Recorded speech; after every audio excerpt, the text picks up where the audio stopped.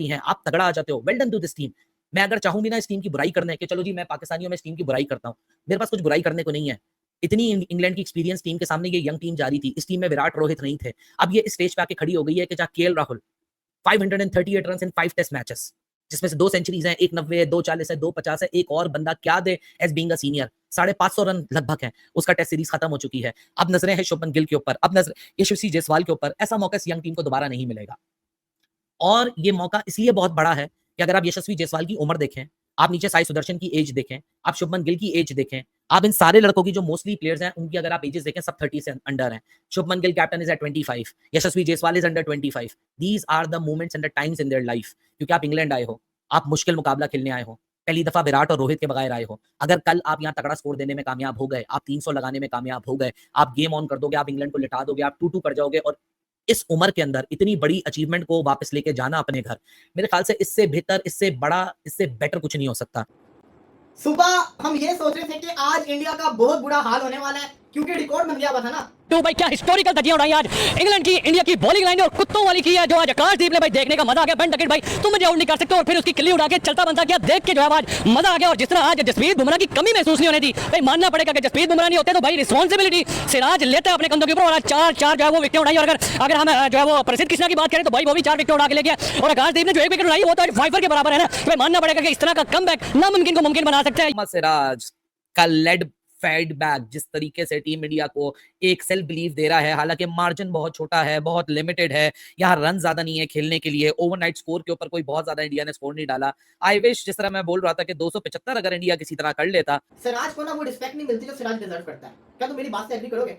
सच बताना, सिराज को सच्ची में वो रिस्पेक्ट नहीं मिलती जो सिराज डिजर्व करता है। एवी हमने जो कहता है ना, बॉलर को सर पे चढ़ाया होता है, लेकिन सच्ची में ये तो मैं सिराज को मशवरा है मेरा, व्हाइट बॉल को छोड़ दे, रेड बॉल का ये जिमी एंडरसन, स्टुअर्ट ब्रॉड ऐसा बॉलर बन के निकलेगा। ये बॉलर आप देखो कितने लंबे लंबे स्पेल करने लग गया, और 5 मैच खेला लगातार उसने।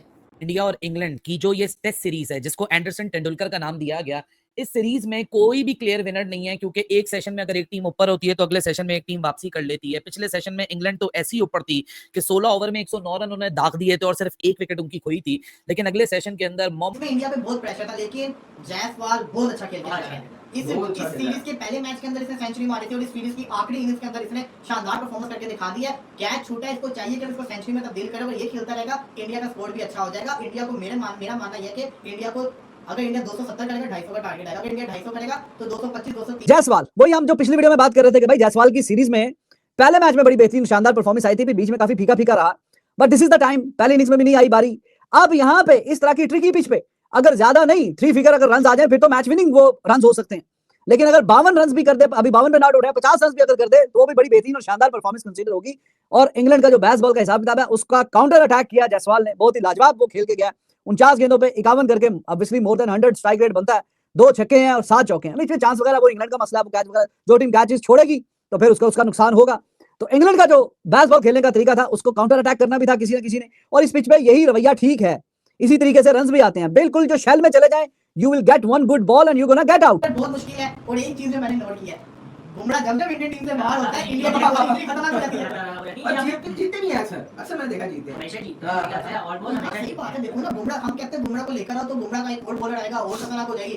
बुमराह जब खेलता है तो इतनी खतरनाक बॉलिंग नहीं होती, लेकिन जब बुमराह बाहर होता है हमें लगता है ये वीक बॉलिंग लाइनअप है, वो ज्यादा खतरनाक हो जाती है। सिराज की 4 विकेट, प्रसिद्ध कृष्णा भी 4 विकेट, तो बहुत अच्छा बैट बॉलिंग। यार कल जब कहते हैं इंडिया के आउट हो रहे थे ना, तो मैं यही बात कर रहा था कि अगर इंग्लैंड के ये बॉलर जो इतने बड़े बॉलर्स नहीं है, ये इस पिच पे ऐसी बॉलिंग करें तो इंडिया के बॉलर्स इनका क्या हाल करेंगे। लेकिन Mohammed Siraj, oh my man, oh you beauty, कमाल की बॉलिंग, क्या spirited fight back. 5 test match खेल के बंदा बैठा हुआ है, थकने का नाम ही नहीं ले रहा। और मजे की बात तो तब है कि जब आपकी जो कमर है वो बॉल से लग जाए, आप बिल्कुल कॉर्नर हो जाओ, गेम में बेबस नजर आना शुरू हो जाओ, और उसके बाद जिस तरीके की वो 3 डिलीवरीज, उफ यार कमाल, गेम में मजा दुबाला कर दिया मोहम्मद सिराज ने। क्योंकि एक तो सिराज खुद as a person, as a personality, he so hyped up, it is so good to see him when he is in rhythm.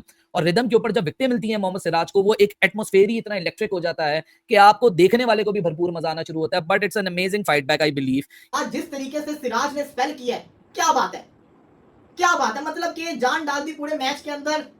Siraj ने बैक टू बैक विकेट्स ली, उसके बाद प्रसिद्ध कृष्णा ने इसके साथ मिलकर जो विकेट्स ली, 129 के ऊपर 1 आउट था, उसके बाद 247 के ऊपर नो आउट होके और ये पूरी की पूरी टीम ऑल आउट होगी क्योंकि सिराज के बारे में कुछ लोग 5 टेस्ट लगातार खेल रहे हैं। कंप्लीट पैकेज है भाई। ये जो बॉलर ऐसे आते हैं जो 5 टेस्ट मैच, ये आपको देखकर ऑस्ट्रेलियंस की फिटनेस होती है ये वाली। जैसे मिचेल स्टार्क की एग्जांपल हम ले लेते हैं कि भाई 5 एशेज के सारे टेस्ट मैच उसको खिलाते हैं, कोई इंजरी नहीं होती उसको, और नथन लायन, मतलब ये जो अभी रिसेंट कोई टेस्ट मैच हुआ था वो पता नहीं कितने सालों बाद उसको मैच नहीं खिलाया था, वो हर टेस्ट मैच खेलता है पूरी सीरीज का, लेकिन कंटिन्यूअसली आपको अपना फिटनेस को बरकरार रखना बहुत बड़ी और बात सिराज है। वाइट बॉल भी खेलता है। वाइट बॉल भी खेलता है और एज अ फास्ट बॉलर, ये फास्ट बॉलर सबसे बड़ी बात होती है कि आप 5 टेस्ट मैच, आप 5वां टेस्ट मैच आपका जो कि आप परफॉर्म कर रहे हो, और देखो परफॉर्मेंस भी दे रहा है, उसको वो रिस्पेक्ट नहीं मिलती जो उसको मिलनी हाँ चाहिए। ये है बाकी और उसने हाईलाइट नहीं किया बुमराह की वजह से ओवरशैडो हो जाता है ना। उसको हाईलाइट नहीं किया जाता बेचारे को, इतना हालांकि वो पूरी जान लगा रहा इंग्लैंड है। to this young team that they are not ready to give it up. Yes, they have been at the receiving end. बहुत सारी दफा इस यंग टीम की कमर जो है वो दीवार से जाके लगी है। इंग्लैंड ने इनको पुश किया है, इनको प्रेशर में डाला है,